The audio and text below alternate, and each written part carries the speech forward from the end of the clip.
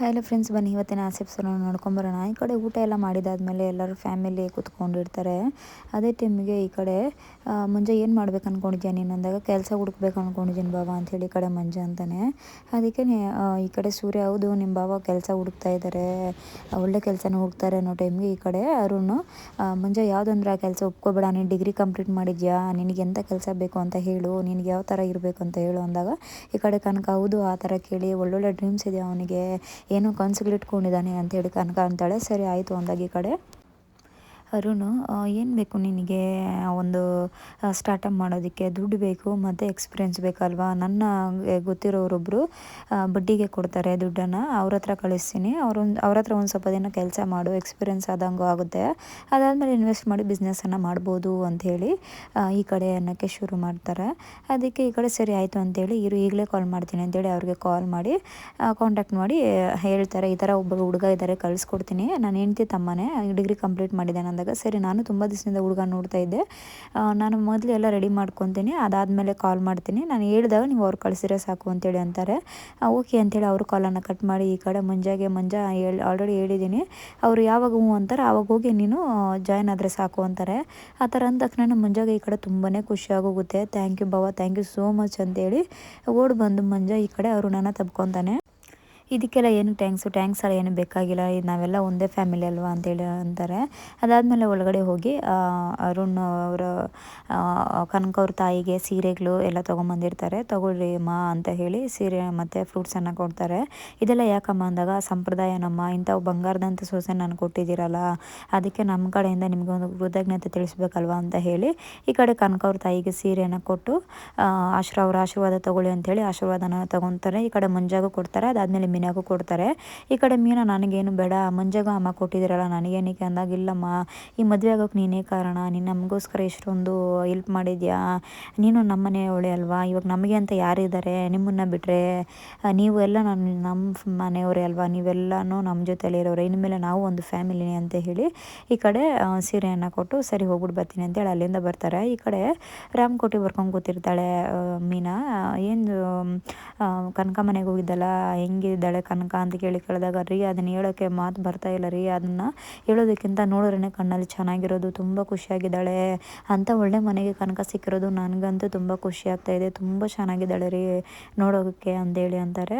ಹೌದಾ ಅಂತೇಳಿ ಅಂತಾರೆ. ಹೌದು ಅರುಣ್ ಮಂಜಾಗ ಕೆಲಸ ಮಾತಾಡ್ತಾ ಇದ್ರಿ ಅಂತೇಳಿ ಅಂತಾರೆ. ಹೌದೌದು, ನಾನು ಹೇಳಿದ್ದೀನಿ ಕೆಲಸಕ್ಕೆ ಒಳ್ಳೆ ಕೆಲಸನೇ ಸಿಗುತ್ತೆ ಅಂತೇಳಿ ಅಂತಾನೆ. ಸರಿ ಅರುಣ್ಗೆ ಹೇಳಿದ್ರಿ ನಾವು ಈ ಥರ ನೀವು ಹುಡುಕ್ತಾ ಇದ್ದಾರೆ ಕೆಲಸ ಅಂದ್ಬಿಟ್ಟು ಅಂತಂತಾರೆ.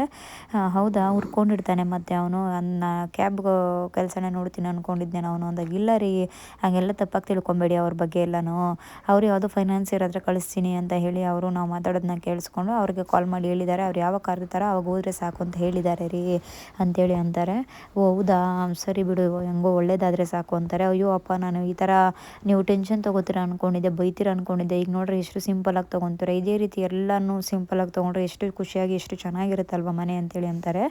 ಅದಾದಮೇಲೆ ಅಮ್ಮ ಅಂತೂ ತುಂಬ ಖುಷಿಪಟ್ಟು, ಅರುಣ್ ಅವ್ರು ಎಷ್ಟು ಮರ್ಯಾದೆ ಕೊಟ್ಟು ಮಾತಾಡಿದ್ರು, ಕನಕ ಅವ್ರ ಅತ್ತೆ ಎಷ್ಟು ಚೆನ್ನಾಗಿ ನೋಡ್ಕೊತಾರೆ, ಇದೆಲ್ಲ ನನ್ನ ತಾಯಿಗೆ ಮೊದಲನೇ ಸರಿ ಅನುಭವ ಆಗಿರೋದು ಅಂತೇಳಿ ಅಂತಾನೆ. ಆ ಥರ ಅಂದಿದ ತಕ್ಷಣವೇ ಸೂರ್ಯಗೆ ಅರ್ಥ ಆಗೋಗುತ್ತೆ.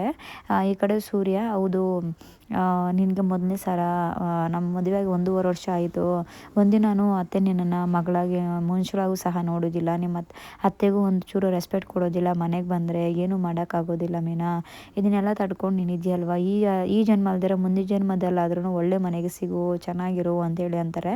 ಇಲ್ಲ 7 ಜನ್ಮಕ್ಕೂ ನನಗೆ ನೀವೇ ಗಂಡನಾಗಿರಬೇಕು, ಅತ್ತೆನೇ ಇರಬೇಕು ಅಂತೇಳಿ ಅಂತಾಳೆ. ಮತ್ತು ನಾವೇ ಅತ್ತೆಯಾಗಿರಬೇಕು ಅಂತ ಹೇಳ್ತೀಯ, ಮತ್ತೆ ನೋಡ್ರಿ ಈ ಥರನೂ ಹೇಳ್ತೀಯ, ಹೆಂಗೆ ಮೀನಾ ನೀನು ನಂಬೋದು ಅಂತೇಳಿ ಅಂತಾಳೆ. ಈ ಕಡೆ ನೀನು ಏನು ಬರಿತಾ ಇದ್ದೀನಿ ಅಂದರೆ, ರಾಮಕೋಟಿ ಬರಿತಾ ಇದ್ದೀನಿ ಅಂತಾರೆ. ಏನಕ್ಕೋಸ್ಕರ ರಾಮಕೋಟಿ ಬರಿತಾ ಇದ್ದೀನಿ ಅಂದಾಗ, ಯಾವುದೇ ಕಾರಣಕ್ಕೂ ನನ್ನ ಗಂಡನಿಗೆ ತಾಯಿ ಪ್ರೀತಿಯಿಂದ ಮೋಸ ಆಗಬಾರ್ದು, ತಾಯಿ ಪ್ರೀತಿ ಸಿಗಬೇಕು ಅಂತೇಳಿ ಬರಿತಾ ಇದ್ದೀನಿ. ಕನಕ ಮನೇಲಿ ಯಾರೋ ಹೇಳಿದ್ರು, ರಾಮಕೋಟಿ ಬರೆದ್ರೆ ಖಂಡಿತವಾಗ್ಲೂ ದೇವರು ಪ್ರಾಪ್ತಿ ಮಾಡ್ತಾನಂತೆ ಅಂತ ಅಂದ್ಬಿಟ್ಟು ಅಂಥೇಳಿ ಅಂದಾಗ, ಈ ಕಡೆ ತೊಡೆ ಮೇಲೆ ಮಲ್ಕೊಂಡು ಅವನ ಒಂದು ನೋವನ್ನು ಹೇಳ್ಕೊತಾನೆ. ನನಗೆ ತಾಯಿ ಪ್ರೀತಿ ಇಲ್ಲದೆ ಇರೋಳು ತಾಯಿ ಪ್ರೀತಿಗೆ ಮತ್ತು ತಂದೆ ಪ್ರೀತಿ ಎರಡಕ್ಕೂ ನಂಟಾಗಿದ್ದಾನೆ. ಈ ಕಡೆ ನೋಡಿದ್ರೆ ಮೀನಾ, ಈ ಕಡೆ ನೋಡಿದ್ರೆ ನಮ್ಮ ಅಪ್ಪ. ಈ ಎರಡು ಪ್ರೀತಿಗಿಂತ ಬೇರೆ ಏನು ಬೇಕು ಪ್ರೀತಿ ನನಗೆ ಹೇಳು? ಯಾವುದೋ ಜನ್ಮದ ಪುಣ್ಯ ನಾನು ನೀನಂತ ಹೆಂಡ್ತಿನ ಪಡೆದಿರೋದು. ಯಾವುದೇ ಕಾರಣಕ್ಕೂ ನಿನ್ನ ಪ್ರೀತಿನ ಬಿಟ್ಟು ನನ್ನ ಕೈಲಿ ಇರೋಕ್ಕಾಗೋದಿಲ್ಲ. ನಾನು 7 ಜನ್ಮಕ್ಕೂ ಪುಣ್ಯ ಮಾಡಿದ್ದೆ ಅಂಥೇಳಿ ಮಾತಾಡ್ತಾ ಇರ್ತಾರೆ. ಈ ಕಡೆ ರೋಹಿಣಿ ರವಿಯ ರೆಸ್ಟೋರೆಂಟ್ಗೆ ಹೋಗಿರ್ತಾಳೆ. ನೀವು ರವಿ ಅವರ ಅತ್ತಿಗೆ ಅಲ್ವಾ, ಏನು ಈ ಕಡೆ ಬಂದಿದ್ದು ಅಂದಾಗ ರವಿನ ಮೀಟ್ ಮಾಡೋಕ್ಕೆ ಬಂದೆ ಅಂತೇಳಿ ಅಂತಾರೆ. ಸರಿ ಆಯ್ತು ಇರಿ, ಒಂದು ನಿಮಿಷ ಕರಿತೀನಿ ಅಂತೇಳಿ ಹೋಗಿ ರವಿನ ಕರ್ಕೊಂಬರ್ತಾರೆ. ಏನು ಅತ್ತಿಗೆ ನೀವು ಇಲ್ಲಿ ಸರ್ಪ್ರೈಸ್ ಆಗಿ ಮನೋಜ ಬಂದಿದ್ದಾನೆ ಅಂದಾಗ ಇಲ್ಲ ನಾನು ಒಬ್ಬಳೇ ಬಂದೆ ಅಂತಾರೆ. ಏನು ಸಮಾಚಾರ ಅತ್ತಿಗೆ? ಇರಿ ಒಂದು ಸ್ವೀಟ್ ಮಾಡಿದ್ದೀನಿ ತೊಗೊಬರ್ತೀನಿ ತಿನ್ನೋದಕ್ಕೆ ಅಂದಾಗ ಇಲ್ಲ ಇಲ್ಲ ಅದೆಲ್ಲ ಏನೂ ಬೇಡ ಅಂತೇಳಿ ಅಂತಾರೆ. ಸರಿ ಏಕೆ ಏನಾಯಿತು ಅಂದಾಗ ನನ್ನ ಕ್ಲೈಂಟ್ ಒಬ್ಬರಿಗೆ ನಾಳೆ ಫಂಕ್ಷನ್ ಇದೆ, ಅವ್ರಿಗೆ ಫುಡ್ ಆರ್ಡ್ರ್ ಬೇಕಿತ್ತಂತೆ. ಯಾವ್ದಾದ್ರು ಒಂದು ಒಳ್ಳೆ ರೆಸ್ಟೋರೆಂಟ್ ಹೇಳಿ ಅಂದರು. ಅದಕ್ಕೋಸ್ಕರ ನಾನು ನಿಮ್ಮ ರೆಸ್ಟೋರೆಂಟ್ನ ರೆಫರ್ ಮಾಡಿದ್ದೀನಿ. ನಿಮ್ಮಲ್ಲಿ ಮೆನು ಎಲ್ಲ ಏನೇನು ಸಿಗುತ್ತೆ ಅಂತೇಳಿ ಅಂದಾಗ ಒಳ್ಳೊಳ್ಳೆ ಮೆನು ಸಿಗುತ್ತೆ. ಮೆನುಲಿರುವಂಥದ್ದು ಫುಡ್ ಎಲ್ಲ ಏನಿದೆ ಅಲ್ಲಿ ಒಂದು ಫುಡ್ನ ಲಿಸ್ಟ್ ಹೇಳಿ, ನಿಮಗೆ ಎಕ್ಸ್ಟ್ರಾ ಬೇರೆ ಏನಾದರೂ ಬೇಕು ಅಂದರೆ ಒಳ್ಳೆ ಟೇಸ್ಟಾಗಿ ರವಿ ಮಾಡಿಕೊಡ್ತಾನೆ ಅಂತೇಳಿ ಅಂತಾರೆ. ಅದಾದಮೇಲೆ ಸರಿ ಆಯಿತು ನೋಡ್ದೆ ನಿಮ್ಮ ನೀನು ಮಾತ್ರ ಹೆಲ್ಪ್ ಮಾಡ್ತೀಯ ಅಂದ್ಕೊಂಡಿದ್ದೆ, ನಿಮ್ಮ ಫ್ಯಾಮಿಲಿಯವರೆಲ್ಲ ನನಗೆ ಹೆಲ್ಪ್ ಮಾಡ್ತಾಯಿದ್ದಾರೆ, ನನಗೆ ತುಂಬ ಖುಷಿ ಆಗ್ತಾಯಿದೆ ಅಂತೇಳಿ ನೀತು ಅಂದಾಗ ಈ ಕಡೆ ರವಿ ಹೌದು ಅದು ನಮ್ಮ ಫ್ಯಾಮಿಲಿ ಅಂದರೆ ಅಂತೇಳಿ ರವಿ ಅಂತಾನೆ. ಸರಿ ನನಗೆ ಒಳಗಡೆ ಕೆಲಸ ಇದೆ ನಾನು ಇನ್ನೂ ಹೋಗ್ತೀನಿ ಅಂತೇಳಿ ಈ ಕಡೆ ರವಿ ಅಂತ ಸರಿ ಆಯಿತು ರವಿ ಅಂತ ಹೇಳಿ ಈ ಕಡೆ ನೀತು ರವಿಯನ್ನು ಕೆಲಸಕ್ಕೆ ಒಳಗಡೆ ಕಳಿಸ್ಕೊಟ್ಬಿಟ್ಟು ಸರಿ ಕೂತ್ಕೊಳ್ಳಿ ಅಂತ ಹೇಳಿ ಇಬ್ಬರೂ ಸಹ ಕೂತ್ಕೊಂಡು ಮಾತಾಡ್ತಾ ಇರ್ತಾರೆ. ಇನ್ನೂ ಏನು ಅಂದ್ಕೊಂಡಿದ್ದೀರಾ, ಯಾವ ಥರ ಇರಬೇಕು ಏನು ಅಂತ ಅಂದ್ಕೊಂಡಿದ್ದೀರಾ ಅಂತೇಳಿ ಅಂದ ತಕ್ಷಣವೇ ಏನು ನಿಮ್ಮ ಅತ್ತೆ ಮಾತ್ರ ಕೇಳ್ತಾರೆ ಅಂತ ಅಂದ್ಕೊಂಡಿದ್ದೆ, ನೀವು ಸಹ ಕೇಳ್ತಾ ಇದ್ದೀರಾ ಅಂತಾಳೆ. ಸುಮ್ಮನೆ ತುಂಬ ಕ್ಯಾಶುವಲಾಗಿ ಕೇಳ್ತಾ ಇದ್ದೀನಿ ಅಂದಾಗ ನೀವು ಮದುವೆ ಮಾಡ್ಕೋಬೇಕಂತ ಇಲ್ವಾ ನಿಮಗೆ ಅಂದಾಗ ಖಂಡಿತವಾಗ್ಲೂ ಮಾಡ್ಕೊತೀನಿ ಅಂತಾಳೆ. ಸರಿ ಹುಡುಗ ಯಾವ ಥರ ಇರಬೇಕು ಅಂದರೆ ಸೇಮ್ ರವಿ ಥರನೇ ಇರಬೇಕು, ರವಿ ಥರ ಎಲ್ಲ ಅರ್ಥ ಮಾಡ್ಕೊಬೇಕು, ಕೆಲಸದಲ್ಲೂ ನನಗೆ ಹೆಲ್ಪ್ ಮಾಡಬೇಕು, ಮನೇಲೂ ಹೆಲ್ಪ್ ಮಾಡಬೇಕು, ತುಂಬ ಅಂಡರ್ಸ್ಟ್ಯಾಂಡಿಂಗಲ್ಲಿ ಇರಬೇಕು, ಎಲ್ಲ ರೀತಿಯಲ್ಲೂ ರವಿ ಥರನೇ ಇರಬೇಕು ನನಗೆ ಅಂತ ಹೇಳ್ತಾಳೆ. ಆ ಥರ ಹೇಳಿದ ತಕ್ಷಣ ಈ ಕಡೆ ರೋಹಿಣಿಗೆ ಕನ್ಫರ್ಮ್ ಆಗೋಗುತ್ತೆ ಇವ್ರ ಮಧ್ಯೆ ಏನಾದರೂ ಬೇರೆ ಥರ ಇರ್ಬೋದೇನೋ ಅಂತ ಹೇಳಿ ಸರಿ ಆಯಿತು ನಾನು ಕಸ್ಟಮರ್ ಜೊತೆ ಮಾತಾಡಿ ನಾನು ನಿಮಗೆ ಯಾವುದಕ್ಕೂ ಮೆನುನ ಅಂತ ಹೇಳ್ತೀನಿ ಅಂತೇಳಿ ಅಂತಾರೆ. ಸರಿ ಆಯಿತು, ಅದ್ರ ಜೊತೆಗೆ ನಿಮಗೆ ಬೇರೆ ಏನಾದರೂ ಒಂದು ಐಟಮ್ಸ್ ಬೇಕಂದರೆ ಮಾಡಿಕೊಡ್ತೀರಿ, ಅದನ್ನ ಆ್ಯಡ್ ಮಾಡಿಕೊಡ್ತೀರಿ ಅಂತೇಳಿ ಅಂತಾರೆ. ಸರಿ ನಾನು ಇನ್ನೂ ಹೊರಡ್ತೀನಿ ಅಂತೇಳಿ ಅಲ್ಲಿಂದ ಹೊರಡ್ತಾರೆ. ಈ ಕಡೆ ಆಚೆ ಬಂದ ತಕ್ಷಣವೇ ನನಗೇನೋ ಡೌಟ್ ಅಂತ ಮೊದಲು ಇದನ್ನು ಆಂಟಿಗೆ ಹೇಳಬೇಕು ಅಂತೇಳಿ ಕಾಲ್ ಮಾಡಿಬಿಟ್ಟು ಆಂಟಿಗೆ ಹೇಳ್ತಾರೆ. ಆಂಟಿ ಅಂತ ಅಂದಾಗ ಏನು ರೋಹಿಣಿ ಏನು ಸಮಾಚಾರ ಕಾಲ್ ಮಾಡಿದ್ದು ಅಂತಾಳೆ.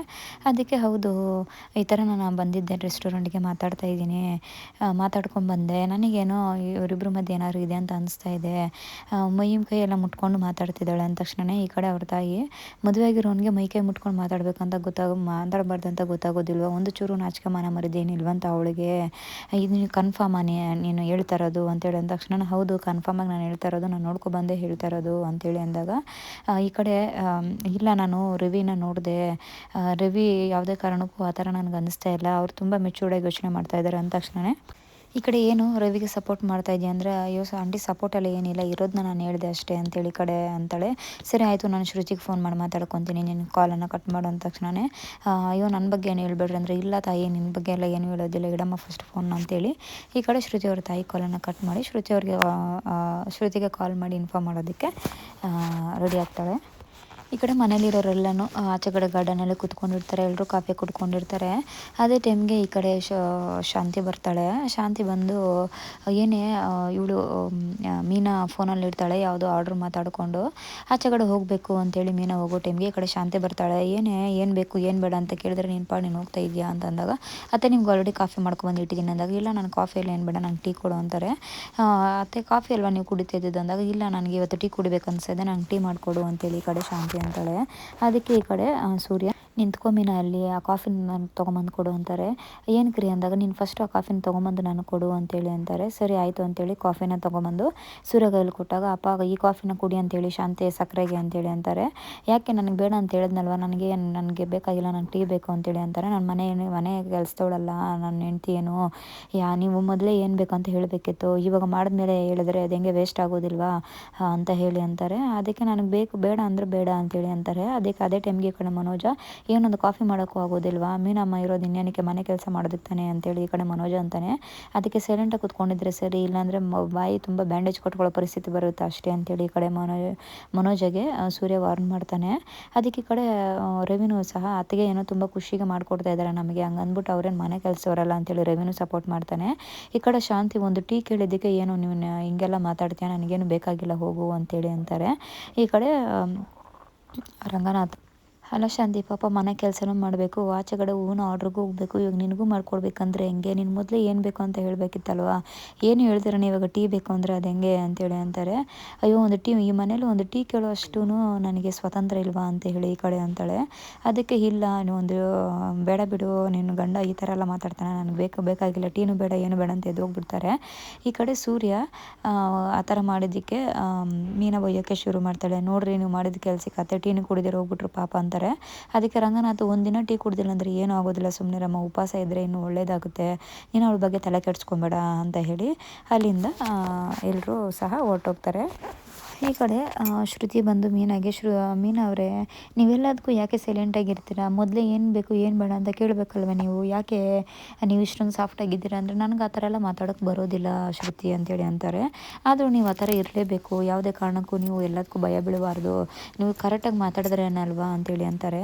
ಅದಕ್ಕೆ ಈ ಕಡೆ ಸೂರ್ಯನು ಸಹ, ಹೌದು, ಹುಲಿ ಸೈಲೆಂಟಾಗಿರುತ್ತೆ ಅಂತಂದ್ಬಿಟ್ಟು ಹುಲಿ ಬೋನಿಗೆ ಬಂದರೆ ಏನಾಗುತ್ತೆ ಅಂತೇಳಿ ಅವ್ರಿಗೆ ಗೊತ್ತಾಗಬೇಕು ಅಂತೇಳಿ ಈ ಕಡೆ ಸೂರ್ಯನು ಅಂತಾನೆ. ಈ ಕಡೆ ಶ್ರುತಿ, ನಿಮಗೊಂದು ವಿಚಾರ ಹೇಳಬೇಕಿತ್ತು, ರವಿ ಬಗ್ಗೆ ವಿಚಾರಿಸ್ಕೊಂಬರೋಕ್ಕೆ ಯಾರನ್ನೋ ಅಮ್ಮ ಕಳಿಸಿದ್ರಂತೆ. ಅವರು ನೀತು ಮತ್ತು ರವಿ ಬಗ್ಗೆ ಏನೋ ಇದೆ ಅಂತ ಹೇಳಿದ್ದಾರೆ ಅಂದ ತಕ್ಷಣ ಈ ಕಡೆ ಮೀನಾ, ಆ ಥರ ಎಲ್ಲ ಏನೂ ಇರೋದಿಲ್ಲ, ಯಾರು ನಿಮ್ಗೆ ಹೇಳಿದ್ದು, ನಮ್ಮ ರವಿ ಆ ಥರದ್ದಲ್ಲ ಅಂತೇಳಿ ಅಂತಾರೆ. ಅದಕ್ಕೆ ಈ ಕಡೆ ಶ್ರುತಿ, ಹೌದು ನನಗೂ ಗೊತ್ತು, ಆದರೆ ಇವ್ರನ್ನ ಯಾರೋ ಪೈ ಮಾಡೋದಕ್ಕೆ ಯಾರನ್ನೋ ಕಳಿಸಿದಾರಂತೆ ಅಂತೇಳಿ ಅಂತಾರೆ. ಆ ಥರ ಅಂದ ತಕ್ಷಣ ಈ ಕಡೆ, ಹೌದು, ಪೈ ಮಾಡೋಕ್ಕೆ ಯಾರನ್ನ ಕಳಿಸಿದ್ದಾರೆ ಇವರು ಅಂತೇಳಿ ಈ ಕಡೆ ಅಂತಾರೆ. ಗೊತ್ತಿಲ್ಲ, ಅಂಥವ್ರು ಇರ್ತಾರ ಪೈ ಮಾಡೋಕ್ಕೆ ಕಳಿಸಿರುವಂಥದ್ದು ಅಂತೇಳಿ ಅಂತಾರೆ. ನಾನೇನಕ್ಕೂ ಅದ್ರ ಬಗ್ಗೆ ತಲೆ ಕೆಡಿಸ್ಕೊಳಲ್ಲ, ನಾನು ಯಾಕೆ ತಲೆ ಕೆಡಿಸ್ಕೊಳ್ಲಿ, ಅವನು ಯಾರಾದರೂ ಹುಡುಗಿನ ಹೋಗಿ ನೋಡ್ಕೊ ಬಂದಿದ್ರೆ ನಾನು ಇನ್ನೊಂದು ಹುಡುಗನ ನೋಡ್ಕೊಬರ್ತೀನಿ ಅಂತೇಳಿ ಅಂತಾರೆ. ಆ ಥರ ಅಂದ ತಕ್ಷಣ ನೀನೇನು ಈ ಥರ ಮಾತಾಡ್ತಿದ್ಯಾ ಅಂದರೆ, ಹೌದು, ಅವನು ಹುಡುಗಿನ ನೋಡ್ಕೊಂಡು ಹೋಗ್ಬೇಕಾದ್ರೆ ನಾನು ಇನ್ನೊಂದು ಹುಡುಗಿನ ನೋಡ್ಕೊತೀನಿ, ನಾನು ತಲೆನೇ ಕೆಡಿಸ್ಕೊಳ್ಳಲ್ಲ, ನಾವು ಇವಾಗ ಯಾವ ಜನ್ರೇಷನಲ್ಲಿದ್ದೀರಿ ಅಂತೇಳಿ ಈ ಕಡೆ ಶ್ರುತಿ ಅಂತಾಳೆ. ಆ ಥರ ಅಂದ ತಕ್ಷಣ ಮೀನಾಗೆ, ಈ ಥರ ಎಲ್ಲ ಮಾತಾಡಬಾರ್ದು, ಅದೆಲ್ಲ ತುಂಬ ದೊಡ್ಡ ತಪ್ಪು ಗೊತ್ತಾ ನಿನಗೆ ಅಂತೇಳಿ ಅಂತಾರೆ. ಆ ಥರ ಎಲ್ಲ ನಾನೇನು ಮಾಡೋಕ್ಕಾಗೋದಿಲ್ಲ, ಫಸ್ಟ್ ಆಫ್ ಆಲ್ ರವಿ ಏನು ಅಂತ ನನಗೆ ಗೊತ್ತು, ಆದರೆ ಈ ಥರ ಪೈ ಕೆಲಸ ಮಾಡೋಕ್ಕೆ ಬಿಟ್ಟಿದ್ದಾರೆ, ಏನು ಮಾಡೋದು ಅಂತೇಳಿ ಅಂತಾಳೆ. ಏನೂ ಆಗೋದಿಲ್ಲ, ಅದ್ರ ಬಗ್ಗೆ ನೀನು ತಲೆ ಕೆಡಿಸ್ಕೊಬೇಡ, ಆಗೋದೆಲ್ಲ ಒಳ್ಳೇದಕ್ಕೆ ಅಂತೇಳಿ ಮೀನಾ ಅಂತಾಳೆ. ಅಲ್ಲಿಗೆ ಇವತ್ತಿನ ಎಪಿಸೋಡ್ ಕಂಪ್ಲೀಟ್ ಆಗುತ್ತೆ. ಮುಂದಿನ ಎಪಿಸೋಡಲ್ಲಿ ನಾಳೆ ಮೀಟ್ ಮಾಡೋಣ. ಆದಷ್ಟು ನನ್ನ ವಿಡಿಯೋಸ್ ಇಷ್ಟ ಆದರೆ ದಯವಿಟ್ಟು ಲೈಕ್ ಮಾಡಿ, ಶೇರ್ ಮಾಡಿ ಮತ್ತು ಸಬ್ಸ್ಕ್ರೈಬ್ ಮಾಡಿ. ಬಾಯ್ ಬಾಯ್.